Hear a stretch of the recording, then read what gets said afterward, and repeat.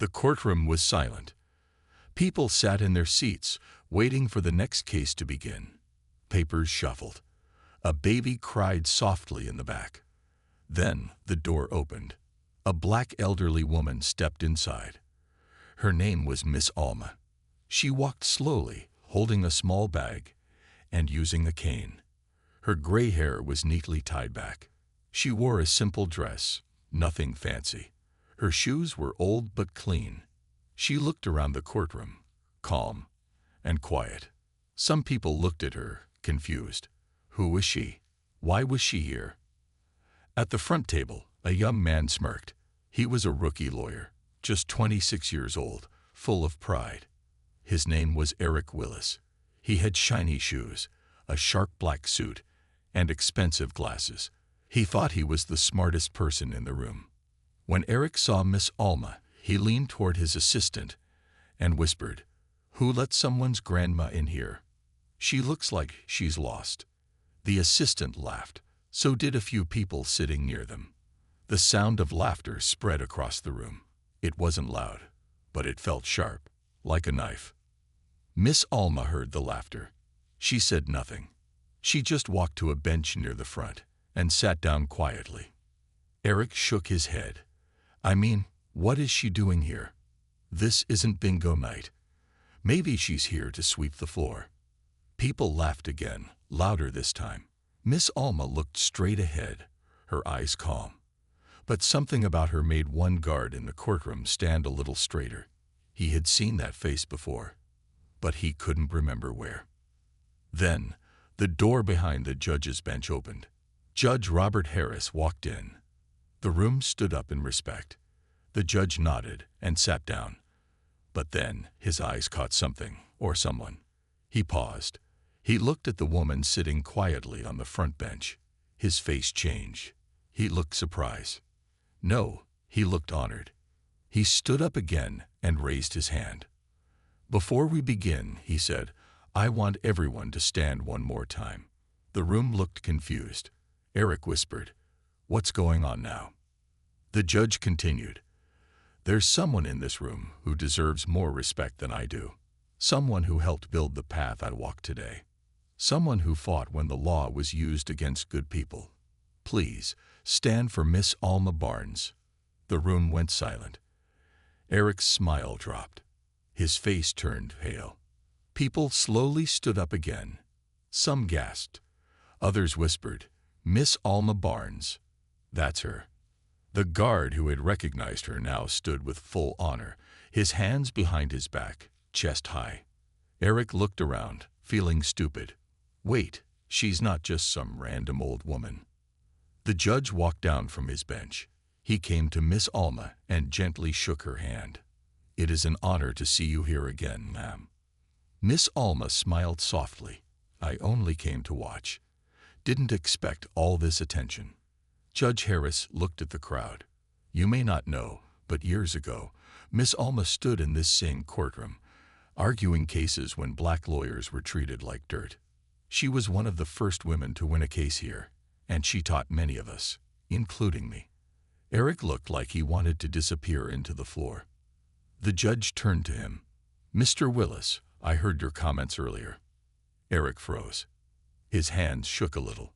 Judge Harris continued, "I won't punish you, but I'll ask you this. Are you ready to learn from someone greater than you?" Eric looked at Miss Alma. Ashamed, he nodded slowly. Yes, Your Honor." Miss Alma looked at him and finally spoke. Her voice was soft but powerful. "You laughed at me," she said, "just like others laughed at me long ago. But here I am, still standing." The room was quiet. Not a sound. No one laughed now. The judge turned to the audience. "This court will continue in 10 minutes, but remember, never judge someone by their age, their clothes, or their skin." As people began to sit down, Eric sat with his head low. He had made a mistake, a big one. And Miss Alma, she just looked ahead, peaceful as ever. But inside, she knew this was only the beginning. After the courtroom had calmed down, people kept glancing at Miss Alma. Some whispered to each other, Others checked their phones, searching her name. Yes, she was real. A legend. Eric Willis sat stiff in his chair. He couldn't focus. He kept hearing his own voice from earlier. "Oh, let someone's grandma in here." Now it echoed in his head like a warning. He had made fun of a woman who trained the very judge he now wanted to impress. As the next hearing began, Eric's hands shook slightly. He tried to hide it by pretending to write notes. But deep down, he wasn't thinking about the case. He was thinking about her, Miss Alma. She sat quietly, still and graceful. It was like nothing could move her. Even the loudest arguments in the courtroom didn't break her calm. Judge Harris noticed Eric's strange silence. During a short break, the judge walked toward him and whispered, "You still have time to fix how people see you, Mr. Willis. But it starts by fixing how you see people." Eric nodded slowly. He had no words. For once, the talkative lawyer was speechless. Backstage, a quiet meeting. Later that day, Judge Harris invited Miss Alma to his chambers. The room was lined with books and old pictures. On one wall there was a framed photograph. Judge Harris, young and nervous, standing next to a proud Miss Alma. She had been his mentor during law school. Now, years later, she sat across from him again. "You didn't have to defend me like that," she told him gently. He smiled. "You defended me years ago when no one believed in me. I will never forget that." Miss Alma looked down at her hands. They were wrinkled and tired, but still steady. "I didn't come here to be seen. I just wanted to see how the next generation is doing." The judge sighed. "They're smart, ambitious, but some, like that young lawyer, they don't know the fight you fought to even be allowed in this building." Miss Alma nodded. "I know. That's why I came." Eric's dilemma. While the judge and Miss Alma spoke, Eric sat alone in the empty courtroom. He kept looking at the bench where Miss Alma had sat. He remembered his mother's words long ago. Never laugh at someone just because they look different. That laugh may turn into shame. He had ignored that voice. Now it screamed inside him. He opened his laptop and typed in her name. Article after article popped up. Cases she had won. Awards she had earned. Speeches she gave in law schools. Protests she marched in. He leaned back in his chair, ashamed. "I laughed at her. I mocked a warrior." He knew what he had to do. The apology. The next morning, the courtroom was busier than before. Word had spread. Everyone had heard what happened. Lawyers, interns, and even the janitors were talking about Miss Alma Barnes. Eric walked in holding a folder. His eyes searched the room, and then he saw her. She sat in the same spot. Calm, quiet, powerful. He walked toward her slowly, feeling nervous. People noticed and watched. Miss Alma looked up and met his eyes. "Miss Alma," he said, voice low, "I need to say something." She looked at him kindly, but didn't smile. "I'm sorry," he said. "I said things yesterday that were wrong. I judged you before I knew you. I disrespected your presence. And now I realize I disrespected myself." There was silence. Miss Alma looked at him for a long second. Then she said softly, "Young man, do you know why I didn't react when you laughed?" He shook his head.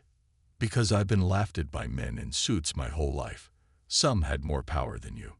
Some had less. But every time, I chose to show them who I really was, not with anger, but with dignity." Eric swallowed hard. "And now," she said, "you have a choice. Do you want to be the man who laughs, or the man who learns?" Eric nodded. "I want to learn. From you, if you'll allow it." That was the moment the courtroom shifted. People saw it. The cocky rookie had changed. And the legend, the woman in gray, had taught him something no law book ever could. The hook for part 3. But just as things began to settle, something unexpected happened. A man entered the courtroom with a folder. He was not a lawyer. He looked official, maybe a government agent. He walked straight to the judge and whispered in his ear, The judge's eyes widened. He looked at Miss Alma, then at Eric, then back at the man. "Are you sure?" Judge Harris asked quietly. The man nodded. The judge stood and said, "Court is paused for the next hour. Everyone stay close.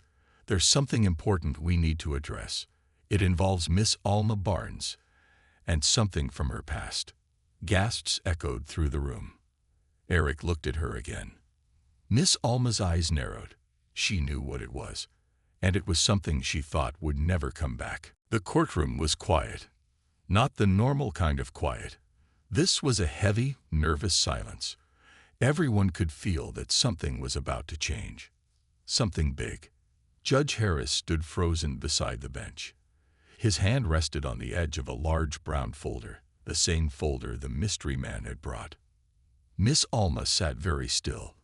Her eyes didn't move, but her fingers tapped slowly on her lap. Only she knew what might be inside that folder. Eric sat in the second row, his heart pounding. The apology he gave her just an hour ago felt like a lifetime ago now. He thought everything had calmed down, but now the room was buzzing with tension again. The judge cleared his throat. "This folder contains information about Miss Alma Barnes and a case from over 30 years ago." A few people gasped. Miss Alma's shoulders rose slightly, just enough to show she was listening carefully now. "It's connected to a sealed file," the judge continued. "A case that was locked away. And now, someone reopened it." Whispers from the past. Years ago, Alma Barnes had fought a case that changed lives, but also made enemies. It was a civil rights case that involved police corruption, a missing child, and a rich businessman with connections. Alma had exposed the truth. She won justice for a poor black family. But after the case, the records were sealed. The businessman disappeared, and Miss Alma walked away from courtrooms for a long time. Until now. Back to the present. Miss Alma stood up slowly. Her voice was calm but strong. "Your Honor," she said, "if this is about the Crosswell case, then let's open it right here. I have nothing to hide." Judge Harris looked surprised. "You remember the case?" "How could I forget?" she answered. Eric watched, stunned. The courtroom leaned forward. Even the court reporter stopped typing for a moment. The judge nodded to the man who had brought the file. The man opened the folder and pulled out 2 photographs, one old and black and white, the other new and colorful. He placed them side by side. The black and white photo showed a young man, black, maybe 20 years old, handcuffed and crying. The colored one showed the same man, older now, in a business suit. A headline read, "Millionaire banker finally found. Living under new name." "That's Ronald Crosswell," the judge said. "He disappeared after the trial. Now he's back." Miss Alma nodded. "He was innocent. I proved it. But someone in power didn't want the truth known. So they made him vanish." Eric's shifting view. Eric felt dizzy. This wasn't just courtroom drama anymore. This was real history, real power, real injustice. And Miss Alma wasn't just someone who had fought for truth. She had risked her life for it. He looked around. Most of the younger lawyers had no idea about this case, but now they were listening, really listening, watching Miss Alma like she was a queen from a forgotten kingdom. Eric whispered to himself, "She's not just a lawyer. She's a warrior." More than a case. Miss Alma sat down again and spoke quietly. "If the man who tried to erase this truth is still in power, then we need to act fast, because Ronald Crosswell won't be safe." The mystery man stepped forward again. "We believe the man behind the cover-up is running for public office next month. If he wins, this truth dies again." Gasps filled the room. The judge asked, "What do you need from us?" Miss Alma looked at Eric. "I need someone young, someone smart, someone with a loud voice, who can stand where I once stood." Eric's eyes widened. "You want me?" he asked. Miss Alma nodded. "You mocked me once, but you learned. Now show the world who you've become. The decision. Eric looked down at his hands. He had never been part of something this big. His whole life, he had chased power, money, and fame. But now, he wanted something more. He wanted to be brave like her. He stood up, took a deep breath, and said, "I'll do it. I'll fight this case. I'll bring the truth out. For Mr. Crosswell, and for you." Miss Alma gave him a gentle smile. "Then let's get to work." The courtroom was locked. 2 security guards stood at the door. No one could leave. No one could enter. The letter from the federal office changed everything. Miss Alma Barnes was no longer just a wise old woman. She was now part of something dangerous, something bigger than any of them expected. The judge sat down, his face pale and serious. He looked at the letter again, then stared at Miss Alma. "Miss Barnes," he said slowly, "this letter is a warning. It says that a high-profile political figure has ordered surveillance on you." Eric's mouth dropped open. "Wait, someone's watching her." The judge nodded. "Yes, and it may not be just surveillance. This letter also mentions a threat against your life." The entire courtroom gasped. Miss Alma, however, didn't move. Her hands stayed folded in her lap. Her voice was calm. "I always knew the truth would cost something," she said, "but I didn't think it would come back this hard after all these years." Eric turned to her. "We need to get you protection. Police, agents, something." But the mystery man, who had delivered the folder earlier, stepped forward. "She doesn't trust the police. And honestly, she shouldn't. Not all of them, anyway." Eric looked at the man. "Then who do we trust?" The man smiled slightly. "People like you. People who care about justice more than power. A race against time." Miss Alma stood up. "If they're trying to silence me again, that means one thing. The man behind Ronald Crosswell's disappearance is nervous. He knows the truth is close to coming out." Eric's heart raced. "We need to find Crosswell. Get him into court. Make him speak before it's too late." The judge added, "And we'll need the public. This case must be big enough that they can't hide it again. Media, social platforms, journalists." Miss Alma nodded. "Then let's begin. I'll tell you everything. Every name, every file, every detail I remember. But we must move fast. The shadows close in."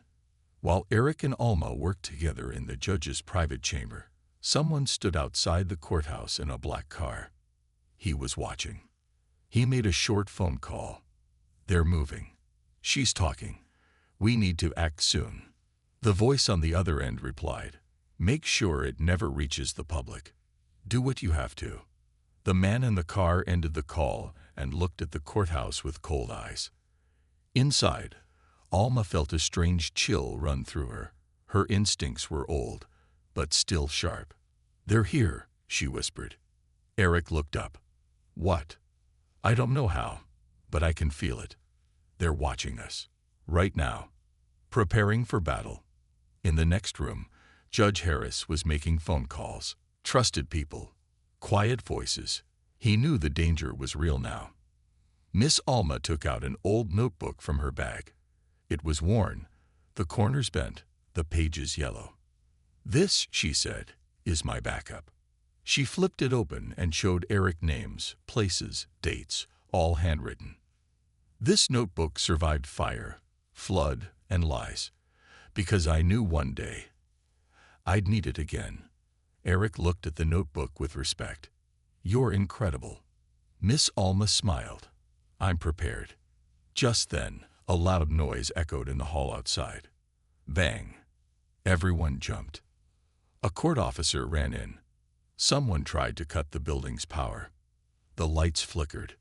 Miss Alma stood up fast. "They're not waiting anymore. They're coming." Standing up, Eric grabbed the notebook. "We're not running." Miss Alma looked at him, proud. "That's what I wanted to hear." Judge Harris joined them. "We're moving you to a secure location tonight, but tomorrow, you tell the world. No more hiding." Eric nodded. "We go live." We stream it. Social media, news channels, everywhere. Miss Alma looked out the window. She didn't know what tomorrow would bring. But she knew this. She wasn't afraid anymore. The city was quiet the next morning. The sky was gray. A soft wind moved through the trees outside the courthouse. But inside, everything was moving fast. Judge Harris stood in his chambers, looking at his phone. The live stream was set. Every news channel had been contacted. Social media teams were ready to share the video across the world. Today was the day Miss Alma would speak. Today, the world would know the truth. The safe house. Meanwhile, Eric stood beside Miss Alma in a safe house. It was a small apartment hidden inside an old building near the edge of town. 2 trusted guards stood at the door. Miss Alma was calm. She wore the same purple dress she always wore to court. Her eyes were sharp, her voice strong. "Do you think they'll try something again?" Eric asked. Miss Alma looked at him and said, "They already are." She showed him her phone. Unknown messages, warnings, death threats. But she didn't flinch. "I've lived through worse," she whispered. "I'm not scared of men who hide in shadows." The setup begins. Back at the courthouse, the media crew was setting up lights and cameras in the courtroom. Judge Harris walked in, holding a thick folder. "This is everything she's prepared," he said. "Evidence, names, bank transfers, even video clips from the past." A young reporter asked, "Are you sure this is safe, Judge?" The judge looked at the reporter with hard eyes. "No, it's not safe, but it's right." The silent attack. Outside the courthouse, the man in the black car was back. But he wasn't alone this time. 2 others stepped out of a second car. One of them carried a laptop. The other wore black gloves. The man in charge pointed at the courthouse. "We hit the live feed. Jam it. Shut it down." "And the woman?" one man asked. The leader smiled. "She won't make it to the courthouse." The betrayal. Inside the safe house, one of the guards stepped away to take a call. Eric noticed. "Where's he going?" Eric asked the other guard. He said, "Personal call."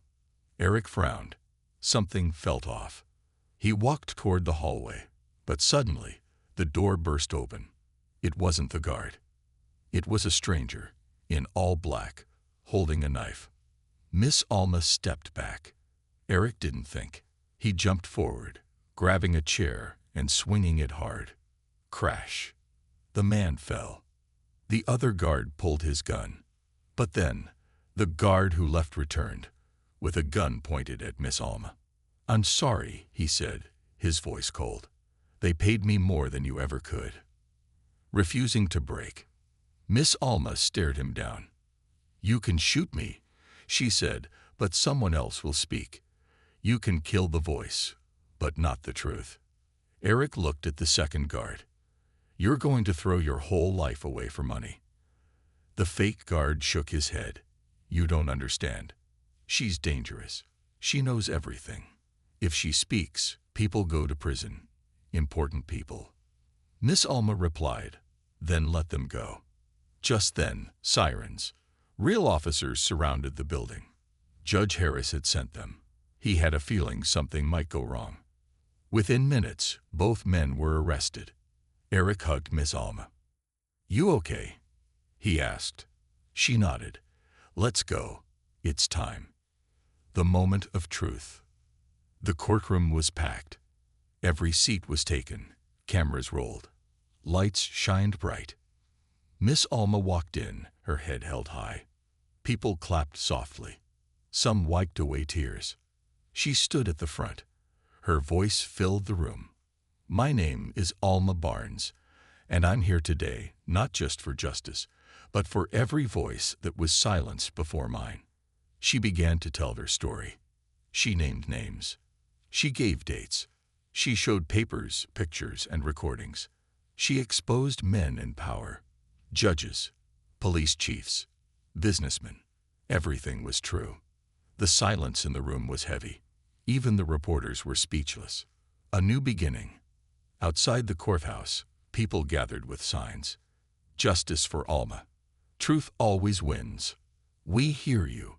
The video went viral in minutes. Within 1 hour, 3 major resignations hit the news. By nightfall, an official investigation had been launched. Miss Alma sat with Eric and Judge Harris in the courtroom, looking out the window. Eric smiled. You did it. Miss Alma shook her head. We did it. Hook for future story or epilogue.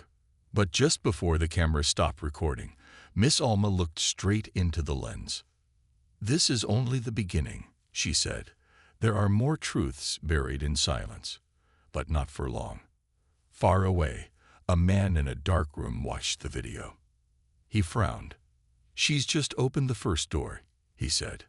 Now we'll have to burn the whole house down. The courtroom was quiet. Too quiet. Miss Alma stood at the center. Her voice had just revealed things no one expected. She had named names, shown proof, told stories of betrayal, pain, and power. But deep down, everyone knew it wasn't over yet, because one man still had something to say. One man who had been sitting silently for weeks. A strange silence. Judge Harris looked around the courtroom. He could feel something wasn't right. The way the reporters had stopped typing. The way the courtroom guard near the door kept looking at his phone. The way District Attorney Randall sat, frozen, pale, sweat dripping down his neck. Miss Alma turned slowly toward him. Do you have something to say, Mr. Randall? She asked, her voice calm. He didn't answer. Then slowly, he stood up. The confession. Everyone in the room watched as Randall fixed his tie and stepped forward. His voice shook. I knew, he said. I knew about the deals, about the fake cases, about the money. Gasps filled the courtroom. He looked directly at Miss Alma. I tried to stop it once. Years ago, I brought a report to my boss. The next day, my wife's car brakes stopped working. She almost died. His voice cracked. They made it clear. If I spoke again, my kids would be next.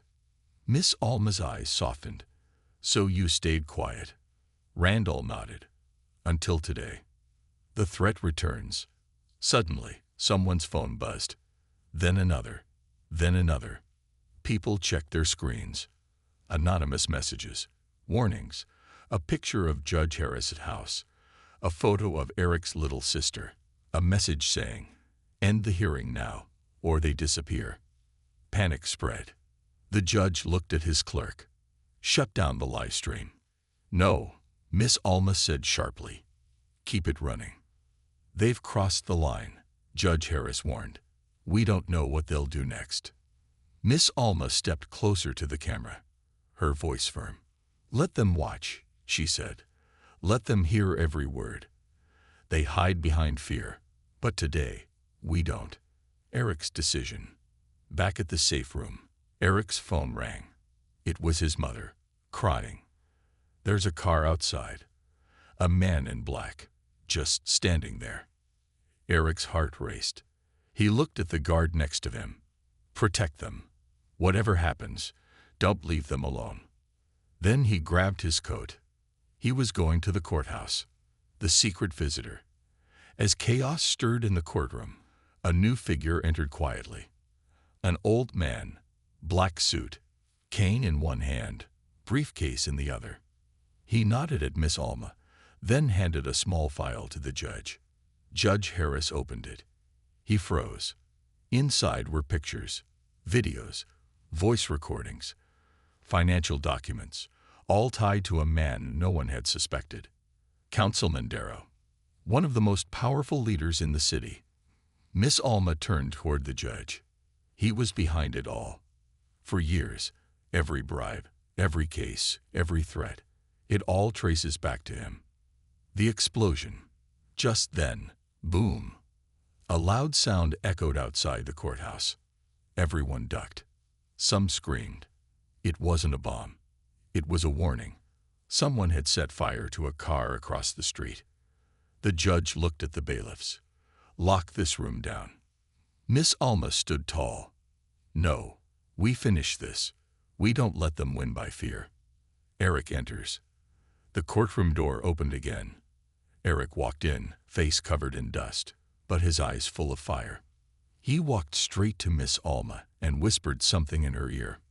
She nodded slowly. Then she turned to the judge. "We're ready to show the final evidence." The judge asked, "What is it?" Eric stepped forward. A secret camera, placed in Councilman Darrow's office, by his own assistant. He held up a flash drive. Everyone leaned in. This contains him admitting everything, every crime, every threat. He even laughs about framing innocent people just to get political favors. The fall of power. The video played. Councilman Darrow was seen drinking whiskey, talking to another man. His words were clear. "Miss Alma, she'll be dead before she talks." The judge, "Too scared to fight me. This city belongs to me." But now, the whole world was watching. The courtroom erupted. Phones buzzed with breaking news alerts. Councilman Darrow caught on camera. Major corruption uncovered in live trial. Miss Alma looked up, tears in her eyes. "For every innocent person who sat in that courtroom, this is for you." The courtroom was in chaos. The truth about Councilman Darrow had been shown live on camera. People were crying. Some were angry. Some were just shocked. But one thing was clear. Miss Alma had changed everything. And the city would never be the same again. After the storm, Judge Harris called for a break. Everyone in the room needed a moment to breathe. Eric sat quietly beside Miss Alma. His hands were shaking, but his heart felt stronger than ever. "I didn't think we'd make it this far," he said. Miss Alma smiled softly. "The truth always finds its way, even when it crawls." Then she looked toward the crowd. The people weren't scared anymore. They were standing up, speaking out. She saw something in their eyes. Hope. The arrest. The next morning, news cameras crowded outside Councilman Darrow's mansion. Police cars pulled in. Darrow tried to walk away, but two officers grabbed his arms. "You can't do this to me," he yelled. "I built this city." "No," the officer said. "You broke it." The video from the courtroom had spread across the internet. Millions had seen it, and no one was protecting him now. Miss Alma's speech. Later that day, Miss Alma was invited to speak on the courthouse steps. The entire city was watching. TV crews, reporters, even school kids. She stood at the podium, calm and proud. "I was laughed at. I was ignored. I was called just an old lady," she said. "But today we showed something stronger than power, stronger than money. We showed truth. We showed courage." People clapped. Some cried. Then she looked straight into the camera. "To every person who's ever been judged by their skin, their age, their clothes, or their past, I see you, and I will always fight for you." A special moment. After the speech, Judge Harris came up beside her. "Miss Alma," he said gently, "I've served this court for 20 years, but today I learned more than I ever have." He handed her something small. It was a silver pin, the highest honor given by the court. She blinked, surprised. "I don't need medals," she said. "I know," he smiled, "but the world needs to see who its true heroes are." Eric stood at the edge of the crowd, watching with proud eyes. He wiped a tear from his cheek. Eric's choice. That night, Eric went home and looked at a letter on his table. It was from a big law school. He had been accepted. For weeks, he had been unsure. But now he knew exactly what to do. The next morning, he sent his reply. "Yes, I accept." He would become a lawyer. Not to win, but to protect people like Miss Alma. The power of kindness. Weeks passed. The city slowly healed. People started to believe again. Laws were changed. New leaders rose. Leaders who listened. Miss Alma continued to teach young students. She helped poor families understand their rights. She smiled more often now. One day, A young girl walked up to her and said, "Are you the woman who stood up in court?" Miss Alma smiled. "Yes, baby, that was me." The little girl hugged her. "I want to be like you one day." Miss Alma knelt down. "Then promise me something," she said. "Always stand up for what's right, even when your legs shake." Full circle. 1 year later, a new courtroom opened in the city. It was named after a quiet, strong black woman who had changed the lives of many. The Alma Davis Justice Center. People came from all over the country to visit. On the wall, there was a quote from Miss Alma herself. "You can laugh at me now, but truth laughs last." The courtroom was silent. Not a single whisper. The new judge, Eric Davis, sat at the head of the room, his gavel poised. The echoes of Miss Alma's words still rang in his mind. He was no longer the unsure young lawyer.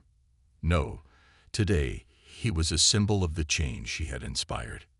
Eric had worked hard for this moment. The journey had not been easy. There were nights when he doubted himself, when he wondered if he had what it took to follow in the footsteps of someone as brave and strong as Miss Alma. But as he took his seat, adjusting his robe for the first time, he could almost feel her presence beside him, guiding him. She had taught him more than just the law. She had taught him how to live the law, how to stand up for the truth, no matter who was in front of him. The doors of the courtroom opened, and the first case of the day walked in. It was a simple civil case, but for Eric, it wasn't just any case. It was his first opportunity to put into practice everything he had learned from Miss Alma, everything he had been taught by the courage of the past. As the courtroom began to fill, his eyes swept over the faces of the people in the gallery. He saw the same faces that Miss Alma had once stood in front of, faces that had been ignored, overlooked, or mistreated by the system. But today, things would be different. Today, justice would be fair. The bailiff called the case, and Eric stood, holding his gavel with a steady hand. The defense attorney and the plaintiff were both young, eager, and confident, but Eric had learned long ago that confidence wasn't enough. It was the heart behind the case that mattered. It was the truth that mattered. He glanced down at the front row. There, sitting calmly with a small smile, was Miss Alma. She had returned, just as she promised. Eric knew she was there not because she needed to be, but because she wanted to see the legacy of her actions live on. As he began to speak, his voice was steady, his words clear. He wasn't just a lawyer today. He was the protector of justice. He was the embodiment of the change Miss Alma had fought for, and the change he, too, had come to believe in with all his heart. A young lawyer's moment.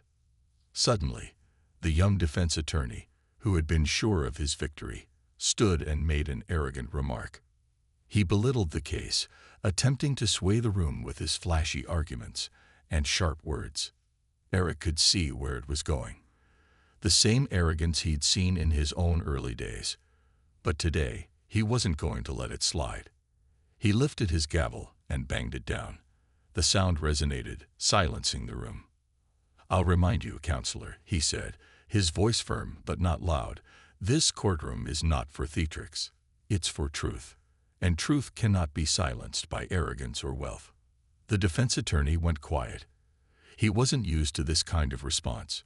Eric could see the shock in his eyes. The visitors in the gallery. From the corner of his eye, Eric saw the bailiff hand a letter to Miss Alma. She took it without a word, glancing at Eric with a knowing smile. He could see her pride. But more than that, he saw her approval. As the case continued, Eric noticed something remarkable. For the first time in a long while, the witnesses were speaking with their heads held higher. The defendant, who had once been too afraid to speak the truth, now spoke confidently, knowing that his words mattered in this courtroom. At the end of the day, Eric ruled in favor of the plaintiff.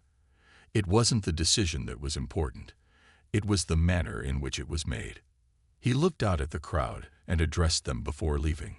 "Justice is not a privilege for the few," Eric said, his voice strong. "It is a right for all. It's time we all stand up for what's right, no matter who stands in our way." A full circle. Miss Alma's influence.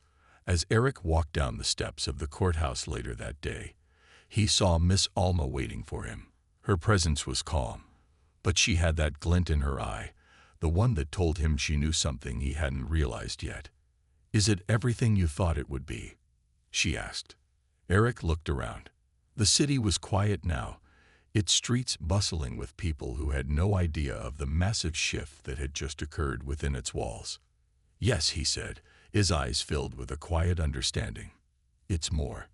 She smiled softly. "I knew you'd get here," she said, her voice soft but sure. "Now it's time for you to teach others what I taught you." A moment of truth.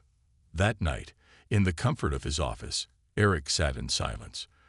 The day had been long, but it was only the beginning. As he looked out of the window at the city, he remembered Miss Alma's words. "The truth laughs last." And in that moment, he understood. The rookie lawyer. A year later, Eric's office was full of new interns, young lawyers eager to follow in his footsteps. They admired him, but he didn't let that go to his head. Instead, he taught them the same lesson Miss Alma had taught him. One day, as he prepared for another important case, a young intern asked, "Judge Davis, what's your secret?" Eric looked up from his papers and smiled. "There is no secret," he said. "There is only truth, and you must always choose it, even when it's hard. Especially when it's hard." The intern nodded, taking notes. Eric knew the work would continue, but the foundation had been laid. And somewhere, in the distance, he knew Miss Alma was smiling. End of the story. Legacy of a hero. The courtroom doors opened, and for the first time, Eric felt fully at home. The gavel in his hand wasn't just a tool of authority. It was a symbol of something greater, a promise to always fight for what was right. In the gallery, Miss Alma watched proudly. Her work was done, and Eric's work had just begun. But one thing was clear: justice had finally found its true path.